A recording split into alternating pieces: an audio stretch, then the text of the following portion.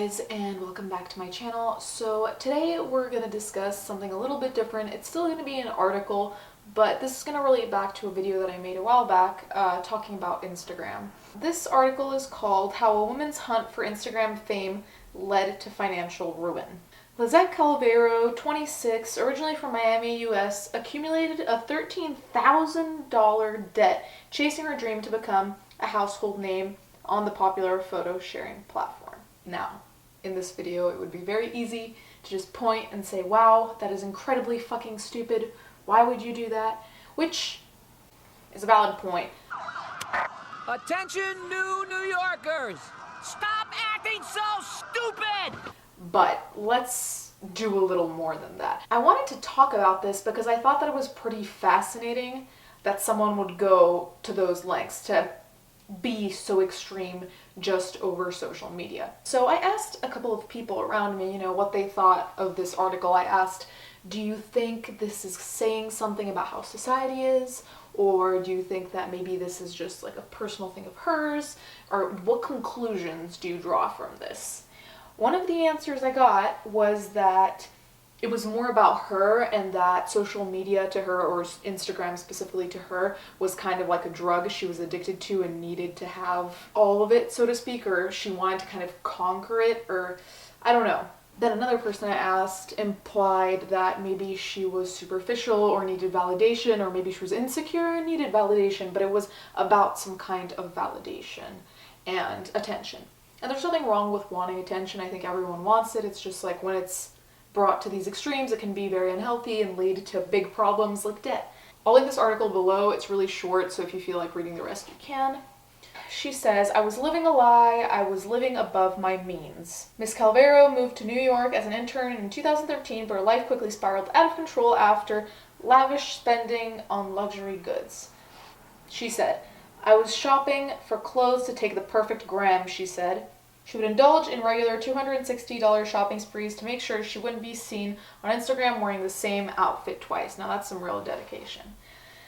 And she would treat herself to a luxury item, often topping $1,300 each month to parade to her Instagram account, which has over 14,000 followers. So she also ended up staying at all these hotels around the world. In the end, she says, I had a lot of opportunities to save. I could have invested that money in something.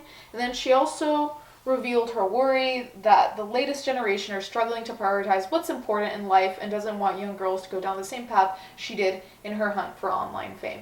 Okay, I think an important thing to keep in mind is that if you become an Instagram influencer, there is this kind of understanding that that will be your full-time job.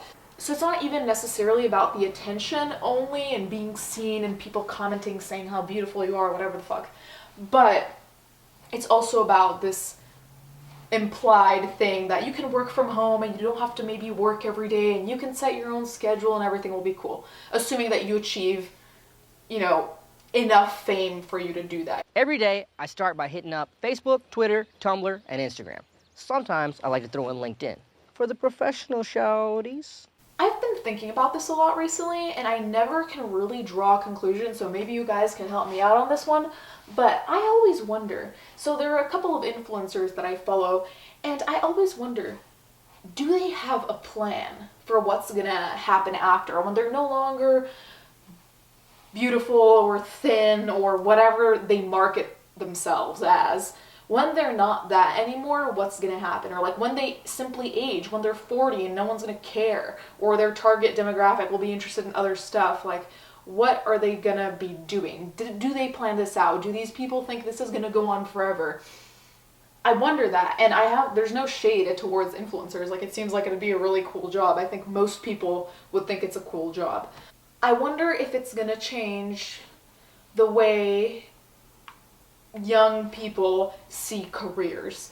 And the main reason I say that is because we've seen a couple of examples in recent years where people do crazy shit to go viral so then they can get more subscribers or more followers, and then so they can make this a job. You know what I mean? There was a couple months ago that couple, that young couple, and the guy wanted the girl to shoot him and he was only gonna hold like a book to his stomach to like stop the bullet from going through, but then like the bullet went through and killed him or something like that. So they were doing this to like be crazy and pull this like wild prank or whatever, and that's what happened. So I'm not saying that's gonna happen to everyone who wants to become an influencer, but I am saying that people are putting a lot of importance on this, especially because these days we're seeing influencers, YouTubers, whatever the hell you want to call them, big people on social media, even collaborate with brands, especially in the makeup sector. And I think that's really, really cool. But I also think that that is part of what incentivizes? Gives incentive to people to do these crazy things. It led me to the question, are kids or young people these days, me included, thinking of their career options, considering influencer as a solid career option? Which I think is a really interesting question because, you know, when I started going to college, Instagram was a thing. I don't think I was following as many influencers, or I don't know if influencers were really like a solid thing yet. But I didn't really see it as an option. And of course, for that to be your career, you have to get the popularity. So it is still some kind of work, and it is complicated, and to me it's very scary because as soon as you do something that your audience doesn't like, or if you stop being interested in something and start being interested in something else and your audience doesn't like it, that's like your paycheck is gone, which to me is terrifying. Which is also valid for YouTube and other social media, but let's focus on Instagram. Some of the influencers use their Instagram to fulfill their careers, and they have this whole entrepreneur kind of lens. So I know that I'm just asking questions and we haven't really reached a conclusion, and the thing is, I haven't really reached a conclusion myself on what I think of this whole thing. I do think that in a lot of ways, influencers I'm kind of meh about a lot of influencers because a lot of what they do seems very pandering or superficial.